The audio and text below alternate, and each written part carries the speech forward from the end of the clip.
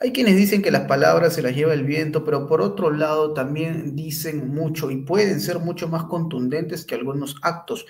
Marco Rubio ha hablado. Usted dirá, bueno, Marco Rubio, ¿qué tiene que ver actualmente Marco Rubio? Bueno, estamos hablando no solamente del senador de Florida, ¿ah? Estamos hablando de un hombre que fue nominado secretario de Estado de los Estados Unidos y que habla ahora mismo sobre la posición de Donald Trump, sobre la posición de Estados Unidos. Abiertamente les pide a Ucrania y a Rusia hacer concesiones para finalizar la guerra. Para él, esta situación se resuelve conversando, se resuelve con un poquito de esto, un poquito del otro, alguien tiene que ceder un poco más aquí, un poco más allá. Marco Rubio entiende que la fórmula pasa por el diálogo, por la negociación. Por otro lado, abiertamente lo dice, China es la amenaza más grande de Estados Unidos. Entonces, ¿con esto se confirma acaso la agenda Trump de cara a futuro? ¿Es Marco Rubio el portavoz del trumpismo en cuanto a política exterior estadounidense?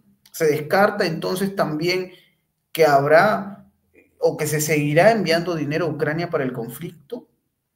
¿Qué es lo que hay detrás de esto? Y hablaremos, por supuesto, también de Pokrov y cómo es que hay un impacto palpable en Ucrania tras el cierre de la estratégica mina de coque que era controlada por el régimen ucraniano y que va a generar un golpe económico. Y también seguramente usted estará interesadísimo en este punto.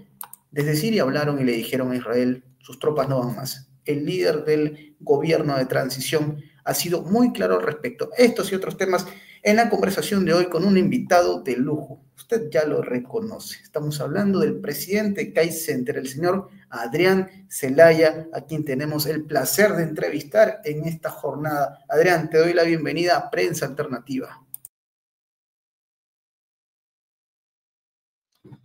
Hola, Enzo, ¿qué tal? Como siempre, encantado de estar contigo y con Prensa Alternativa. Bien, si quieres empezamos por estos comentarios de Marco Rubio. ¿De acuerdo? Así es, claro que sí. Bien, Adelante, escuchamos. bien, Marco Rubio, ¿qué te deja esta opinión de Marco Rubio? bien, perfecto. Bueno, vamos a ver. Efectivamente, Marco Rubio está propuesto, designado, pendiente de ratificación, como secretario de Estado. Para los que no lo conozcan, es algo equivalente a un ministro de Asuntos Exteriores en otros países, ¿no?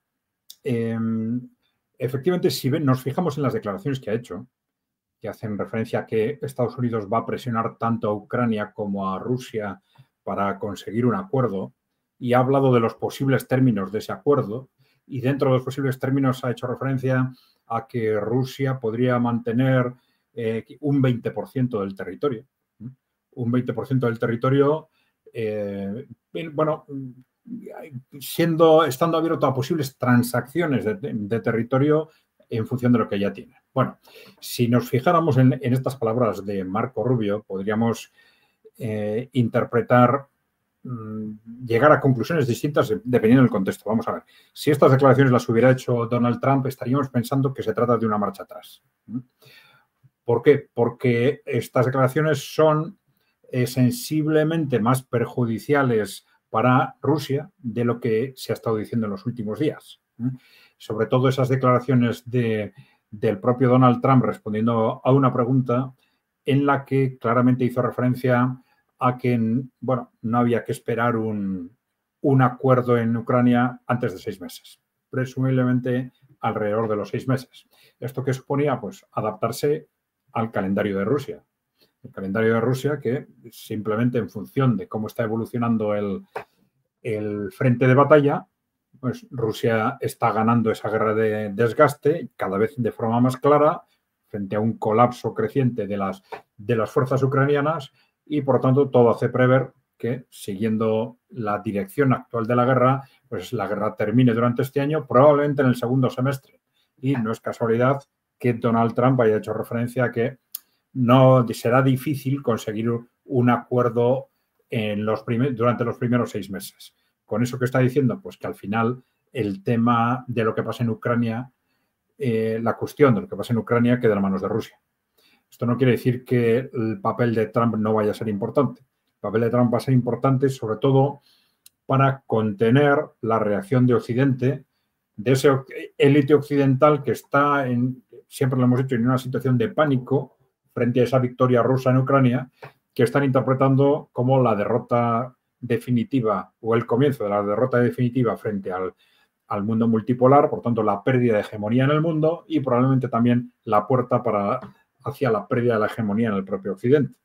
Entonces, si Donald Trump consigue contener esa reacción, esto puede suponer evitarnos una guerra mundial y, por lo tanto, es un papel muy importante. Pero lo que suceda con Ucrania eso lo va a decidir Rusia con toda claridad. Y lo que ha hecho Donald Trump es adecuarse a ese calendario. Ahora, si nos fijamos en lo que ahora ha dicho Marco Rubio, estaríamos pensando que está volviendo a las coordenadas que se estaban marcando, que está marcando o el propio Trump o su equipo en los meses anteriores, que de alguna forma transmitían que nada más empezar el mandato iban a presionar a las dos partes para que llegaran a un acuerdo cuanto antes, ¿no? Y casi de forma inmediata, ¿no? Bueno, pero ¿qué ocurre? Estas declaraciones de Marco Rubio, yo creo que no hay que darles demasiada importancia por el contexto en el que se producen. Se producen en el Senado, en el proceso de su ratificación, en el que el Senado le tiene que ratificar como secretario de Estado. Si el Senado no le ratifica, si la comisión del Senado correspondiente no le ratifica, no va a ser secretario de Estado. Y este tipo de comparecencias tienden a ser muy similares. Entonces, todos los que comparecen tienden a evitar temas conflictivos y a evitar declaraciones conflictivas y a plegarse a lo políticamente correcto, a lo que, en este caso, digamos, tanto los demócratas como, sobre todo, los moderados de su partido van a contemplar con buenos ojos. Estamos viendo, no solo en el caso de Marco Rubio, como en otros casos también, pues bueno, se están haciendo declaraciones un tanto descolocantes con respecto a la trayectoria anterior de distintas personas y esto se explica siempre en ese contexto, en el que están intentando vender su producto a esa comisión del Senado para que dé el visto bueno para su nombramiento, ¿no? Sí es cierto que esas declaraciones pues, pueden encajar con una trayectoria de Marco Rubio, pues bueno, claramente belicista, digamos, ¿no? Pero yo creo que no, en este momento, viendo el contexto definido por el propio Donald Trump, no hay que darle mayor importancia. Claro, Donald Trump no lo dijo de forma abierta y directa.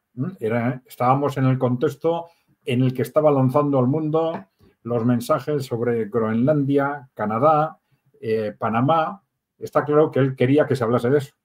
Entonces, respondiendo a una pregunta, dio esta explicación de que ya su calendario para llegar a un acuerdo se remitía a los 6 meses. Entonces, está claro que ni a él ni a su equipo les interesa que se despierte, digamos, un escándalo porque Trump abandona Ucrania.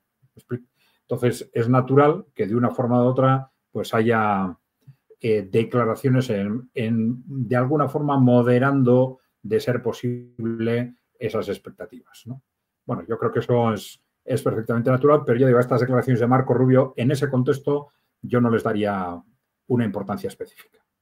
Y desde luego, claro, ese concepto en el ámbito territorial, limitarse a un 20% del territorio, que es lo que tienen ahora, pues no tiene ningún sentido desde la perspectiva de Rusia, porque claro, Rusia ha hecho muchísimos esfuerzos para ganar una guerra de desgaste y ahora es cuando empieza a rentabilizarla territorialmente, ¿no? La cuestión es que va a llevar unos meses esa rentabilización territorial y entonces el interés de Rusia, lógicamente, es que después de esa rentabilización territorial o de la rendición de Ucrania, que cualquiera de las dos cosas puede suceder, pues que sea ese el momento en el que quede claro cuál va a ser el destino de Ucrania.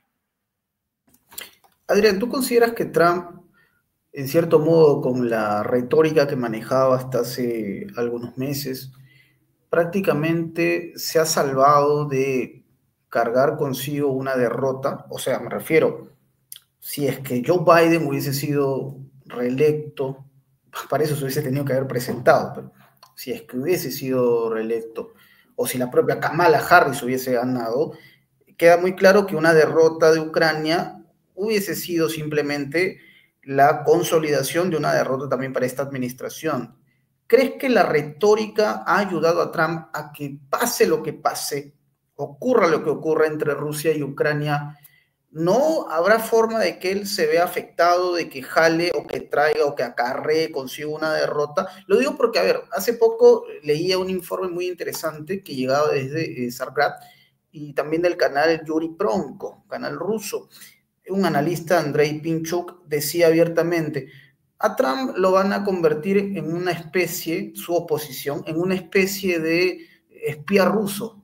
Ese va a ser el término o esa va a ser la cruz que intentan imponerle a Trump sus opositores, el agente de Vladimir Putin. Esta será tal vez quizás la piedra en el zapato para Trump en una eventual victoria rusa.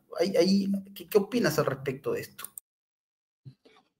Sí, efectivamente puede ser, tendría mucha lógica y yo creo que Donald Trump es perfectamente consciente de esto.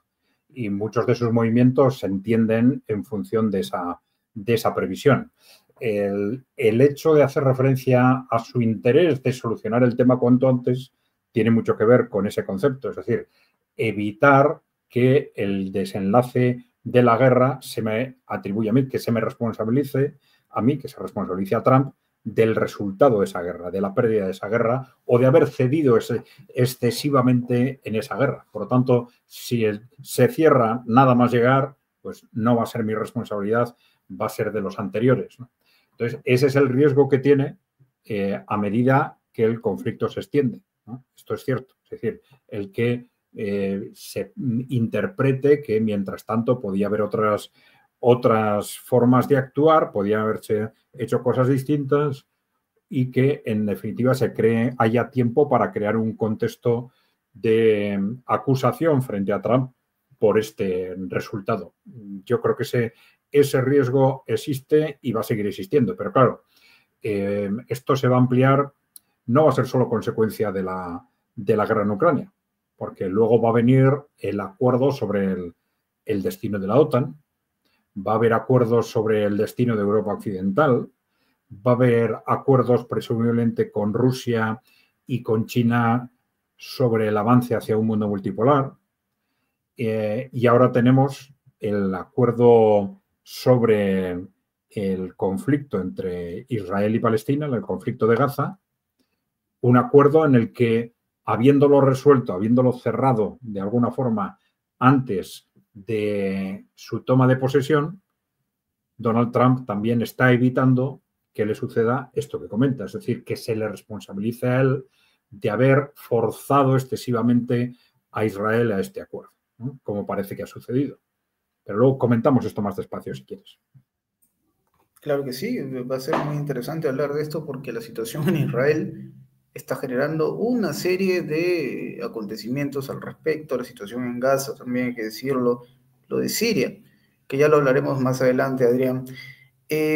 Había un tema también que habíamos planteado al inicio de la conversación antes de pasar a Medio Oriente, sobre la situación en Pokrovsk, el cierre de la mina de coque que era controlada por Kiev y las repercusiones que puedan haber al respecto. Hay quienes dicen, es más, digamos, imponente, digamos, más determinante en el conflicto, actos como este, que por ejemplo, ver un Oreshnik sacudiendo la Rada Suprema, que es un escenario, entiendo yo, digamos, bastante exagerado, no se descarta nada en la guerra, se dice, pero bastante exagerado.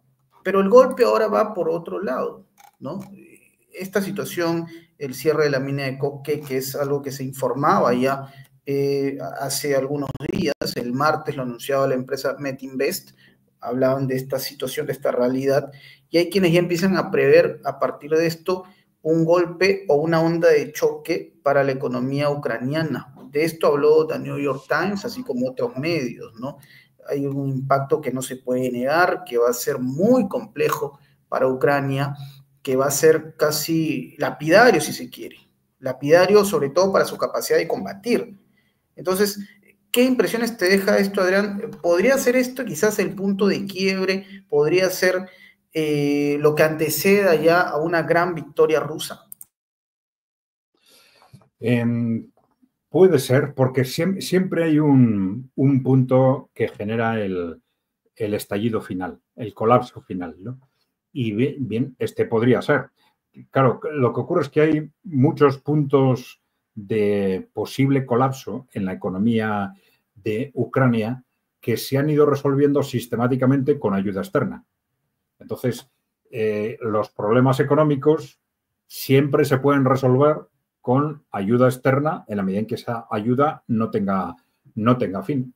Ahora mismo hemos visto cómo esta visita aparentemente desesperada también de Keir Starmer a Ucrania, pues ha prometido pues todo lo que había de prometer. Creo que ha hablado de 6.000 millones de euros, entiendo, y también de un pacto estratégico a 100 años, nada menos, ¿no? Es decir, un contexto en el que el propio Starmer está también en una situación política tremendamente difícil, está en ese contexto en el que las élites europeas están en situación de pánico, están pensando que tienen que evitar la victoria rusa en Ucrania a toda costa, y dentro de esa situación de desesperación de las élites europeas, pues ha llegado a Ucrania a prometer lo que haya que prometer. Porque claro, prometer a 100 años no pasa absolutamente nada. Si Ucrania pierde la guerra este año, pues no, 99 años de compromiso de los que me he librado. Pero yo creo que ese es un poco el contexto. Es decir, mientras las ayudas continúen intentando taponar todos los agujeros de la economía ucraniana, pues pueden suceder distintos problemas, distintos agujeros en esa economía que sean tapados con más ayudas. Si esto genera una situación muy difícil, especialmente difícil en la economía ucraniana, puede suceder que haya países europeos, como ahora ha sucedido con el Reino Unido, que se muevan para dar una ayuda complementaria para complementar ese nuevo agujero. O puede ser que no, y que al contrario, por ejemplo, con la llegada de Donald Trump, se reduzcan las ayudas norteamericanas y que entonces simplemente esa reducción de las ayudas ya por sí misma genere el colapso, o que Ucrania entre en una situación tan difícil en la que cualquier nuevo impacto pues genere el colapso de la economía definitivo, ¿no?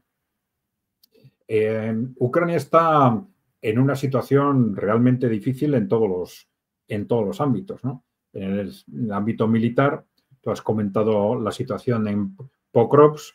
Bueno, a Pokrovsk, a 5 kilómetros de Pokrovsk, ya habían llegado los rusos hace 2 meses. Lo que pasa es que, siguiendo la estrategia habitual de máxima prudencia de los avances rusos, no atacan de frente las ciudades, sino que intentan siempre rodearlas, hacer un cerco alrededor de ellas, un cerco que no cierran del todo, para a partir de ahí debilitar las defensas y permitir, manteniendo algún espacio abierto, que esas fuerzas en el último momento se retiren. Y esto es lo que ya están haciendo en Pokrovsk. Primero, esa punta de lanza, digamos, que se acercó hace 2 meses a 5 kilómetros de Pokrovsk, han ido progresivamente alargándola, extendiéndola, y ahora iniciando este cerco que ya está, bueno, bastante próximo a ser un cerco operativo del propio Pokrovsk en su conjunto, ¿no? Claro, Pokrovsk es un nudo de comunicaciones de un interés excepcional, en cuya ocupación hay 2 fases. Hay una fase en la que en ese cerco se van cortando las comunicaciones de Pokrovsk con el exterior, y esto ya supone que el frente ucraniano, el ejército ucraniano, pierda Pokrovsk como nudo de comunicaciones, porque ya están cortadas por el ejército ruso. La siguiente fase es la ocupación de Pokrovsk por el ejército ruso, y esto ya supone que el propio ejército ruso puede utilizar ya a Pokrovsk como nudo de comunicaciones para su propio ejército, ¿no?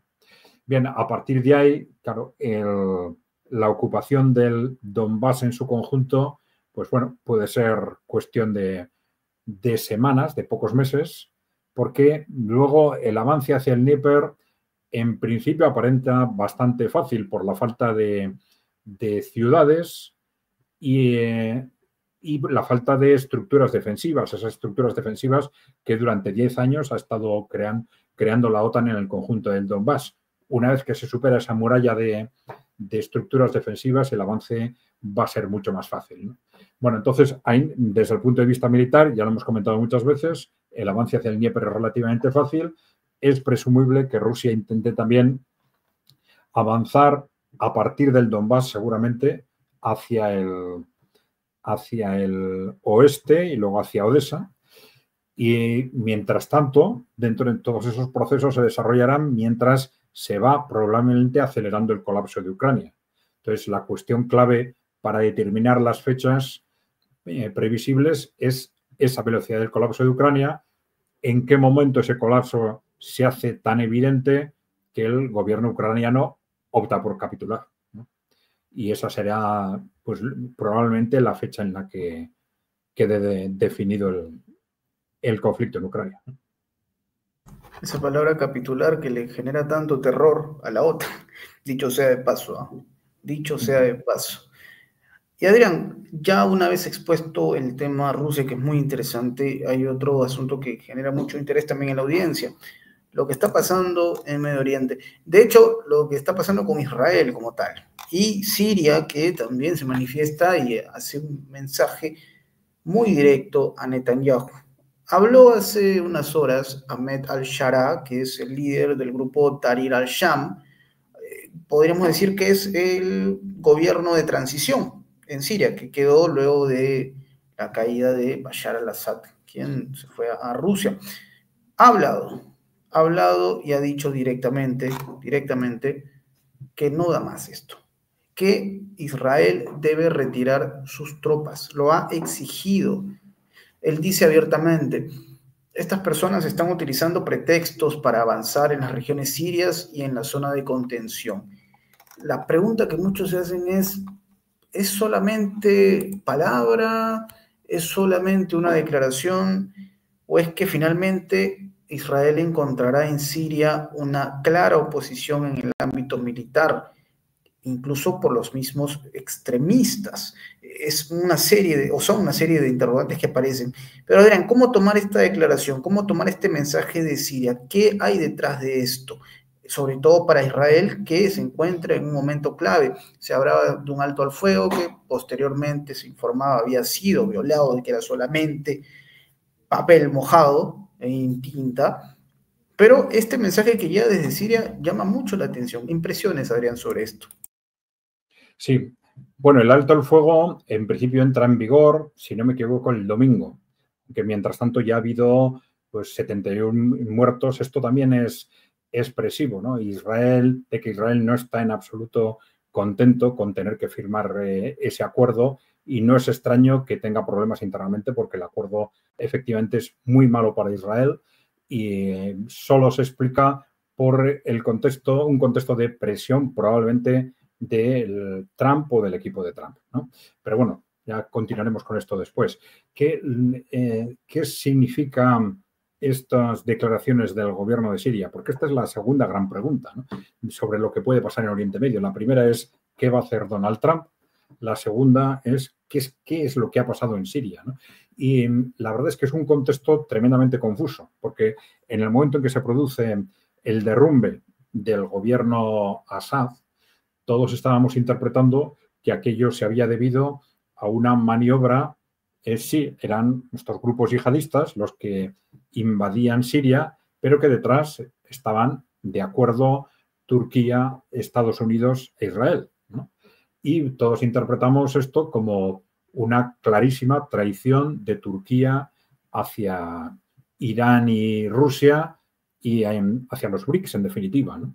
Pero, sin embargo, a partir de ese momento y esa primera interpretación, luego ha habido una serie de datos que cada vez nos hacían dudar más de esa apariencia y que, bueno, nosotros estábamos relacionando primero con ese extraño silencio de Irán y de Rusia con respecto a Turquía, ¿no? ¿Por qué no eran tan blandos con respecto a Turquía? ¿Por qué no criticaban esa posición o esa actuación de Turquía? ¿Por qué no se ha cuestionado su prevista pertenencia a los BRICS? no ha habido ningún movimiento de ese tipo. Por otro lado, sí queda claro que hubo una participación, no se sabe exactamente en qué momento, en el consenso sobre el futuro de Siria. Hubo una participación de Irán y de Rusia, aunque esto ciertamente podría haber sido ya cuando el proceso estaba de alguna forma desencadenado. Y luego en los últimos días hemos tenido esas declaración, un informe sorprendente de un comité designado por el gobierno israelí, un informe en el que se dice que Israel tiene que prepararse para la guerra. Tiene que prepararse para la guerra con Turquía, nada menos, con Turquía, ¿no? Y con un comentario de Netanyahu a ese informe en el que decía que, bueno, que siempre hemos considerado que Irán era nuestro gran enemigo, pero que hay otros. Y claro, esto nos apunta en una dirección que es probablemente muy distinta de la que habíamos pensado inicialmente y que depende de, al final, quién está realmente controlado ese movimiento yihadista.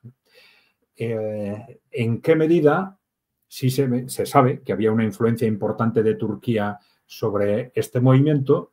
Se piensa que esa influencia se mantiene y que, por tanto, es Turquía el que en realidad va a determinar estos movimientos con respecto a Israel y el momento en que se produce, ¿no?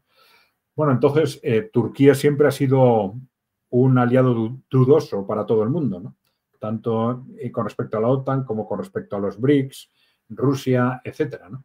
Pero sí es cierto que en los últimos años aparentaba ir dando pequeños pasos de avance cada vez con más claridad hacia el mundo emergente, hacia el mundo de los BRICS, ¿no? Bueno, entonces, en su relación con Israel, a Turquía se le ha criticado siempre mucha agresividad verbal, pero pocas actuaciones, ¿no? Y bueno, entonces no hay que descartar que estos grupos yihadistas que controlan el nuevo gobierno de Siria, controlados por Turquía, adopten una postura de firmeza con respecto a Israel. Vamos a dejarlo ahí, de firmeza, ¿no? Porque es sorprendente que en ese informe que he comentado antes no se dijera tenemos un nuevo enemigo en los yihadistas sirios. No, se dijo tenemos un nuevo enemigo en Turquía, ¿no? Entonces, bueno, no hay que descartar que estén previendo que, en definitiva, esos yihadistas sean un gobierno proxy de Turquía y que esto pues sea una fuente, digamos, de inseguridad añadida para Israel. Ahora, Adrián, esto representa sin lugar a dudas también una paradoja, porque recordemos que Turquía pertenece a la OTAN. O sea, aún con todas las diferencias que pueda haber por medio, va a ser como que un escenario muy, digamos, complejo, considerando que Turquía pertenece a la alianza aún, y que desde luego si nos basamos, insisto, en lo técnico, Turquía se siente blindada, entre comillas, por ese bloque en una eventual confrontación abierta, decimos, ¿no? Y claramente para que esto ocurra pueden pasar muchas cosas, pero ¿es acaso este escenario el más catastrófico para Occidente, sobre todo para Estados Unidos, considerando lo que es Turquía, lo que representa Turquía en el ámbito militar? Es quizás que lo ve como algo que se le puede ir de las manos. Bueno, yo creo que esa precaución ya la han tenido en los últimos años. Recordemos que hubo incluso un intento de golpe militar auspiciado desde Estados Unidos contra Erdogan, ¿no? Un golpe que fracasó en buena parte gracias a la colaboración de la inteligencia rusa, ¿no? Bueno, es cierto que esa pertenencia de Turquía a la OTAN parece situarnos en un determinado contexto, pero que un contexto que se ha estado moviendo progresivamente. La propia Turquía ha estado dando pequeños pasos, pero pequeños pasos de forma muy progresiva hacia el bloque emergente. Hay que tener en cuenta que también Erdogan tiene una situación interna conflictiva en este sentido. Es decir, la oposición es una oposición claramente pro-occidental. Él intenta mantener una posición intermedia, pero la oposición es claramente pro-occidental.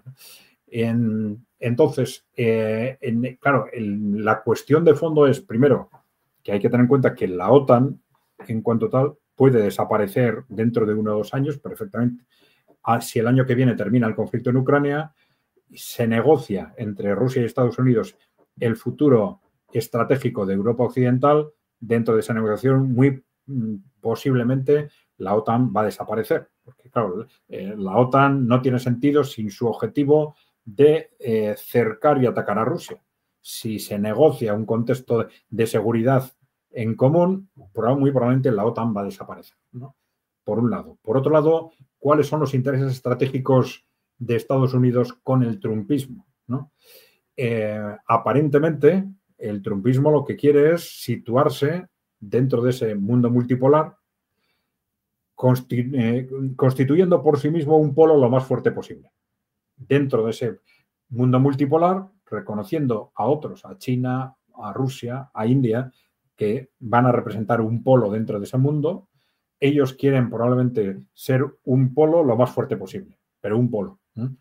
Y este movimiento tan drástico con respecto a Israel, muy probablemente inducido por el trumpismo, que ha llevado ya a un alto el fuego, vamos a ver si se consolida, pero posiblemente sí, si se confirma esa estrategia del trumpismo, ¿no? Pero esto nos indicaría también una voluntad clara de cerrar cuanto antes el conflicto en Oriente Medio, para que Estados Unidos no se vea implicado por ese conflicto, y esto también haga posible ese acuerdo estratégico con Rusia y con China para la definición del mundo multipolar y para que Estados Unidos pueda concentrarse en digamos, hacer América grande otra vez, que sería la constitución de un polo alrededor del país lo más fuerte posible. Así es una situación muy, muy extraña la que se vivirá en los próximos meses. Tendrá que ser un ajedrecista Trump. Ese es el punto, ¿no? Tendrá que jugar con mucha calma, paciencia y leer muy bien los movimientos que pueda tener su adversario, porque ya abiertamente se entiende, ya no se trata solamente de Rusia, está China de por medio, y hay muchas cosas que se irán, digamos, dando en el transcurso de los meses. Adrián, hemos disfrutado esta conversación como es habitual y también como forma parte de este relato. Te pido que por favor nos dejes una reflexión, un mensaje para nuestra audiencia de Prensa Alternativa sobre los temas que hemos tocado en esta charla tan amena. Hombre, una reflexión que estamos haciendo estos días es la de pedir a todos, y nos estamos pidiendo nosotros mismos, prudencia a la hora de valorar y forjarse expectativas sobre lo que va a ser el trumpismo en concreto, ¿no? Es decir, es un movimiento cargado de emotividad y esto lleva muy fácilmente a posiciones muy radicales y también emotivas a favor y en contra, ¿no? Y yo creo que es un movimiento también tan contradictorio que es muy importante situarse ante él con la mayor frialdad posible y empezar a juzgarlo por los hechos, por lo que realmente hacen, ¿no? No por lo que dicen que van a hacer. Además, puede ser lo contrario una semana, la semana siguiente, ¿no? Yo creo que esto puede ser muy importante para que los que nos escuchan también sepan posicionarse frente a lo que está sucediendo ya ahora, estos días, y va a seguir sucediendo durante los próximos meses. Todos tenemos una carga emocional tremenda a favor o en contra de Donald Trump.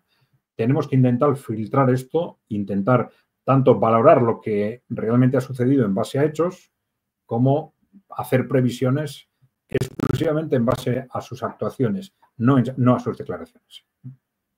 Muy bien, es una opinión muy válida, ya lo saben, mucha prudencia y observar con detenimiento cada declaración, sobre todo para el público de América Latina, que también está muy al pendiente de lo que dice Donald Trump, ¿no? Estas expresiones, estos mensajes que golpean mucho en México, en Panamá. Veremos en Venezuela cuál será la posición que tome finalmente Trump, aunque con Marco Rubio parece no ser muy amigable, pero el tiempo lo dirá. Adrián, cuéntanos por favor sobre ECAI Center. La gente se pregunta, nos comenta, ¿dónde te puede encontrar? Háblanos de ECAI Center para nuestra audiencia de prensa alternativa. Bueno, ECAI Center es a la vez una asesoría estratégica, una consultoría estratégica y un think tank, un grupo de elaboración y difusión de análisis sobre temas socioeconómicos y sobre geopolítica, ¿no? Y la mejor forma de encontrarnos, si os gustan los vídeos, es nuestro canal de YouTube, ¿no? Que lo localizáis enseguida con ese nombre, ECAI con K, Center con C, y ahí os aparecerá. Ahí nos podéis dejar también preguntas o comentarios que intentamos responder o comentar a través de nuestros vídeos en la medida en que podemos, claro.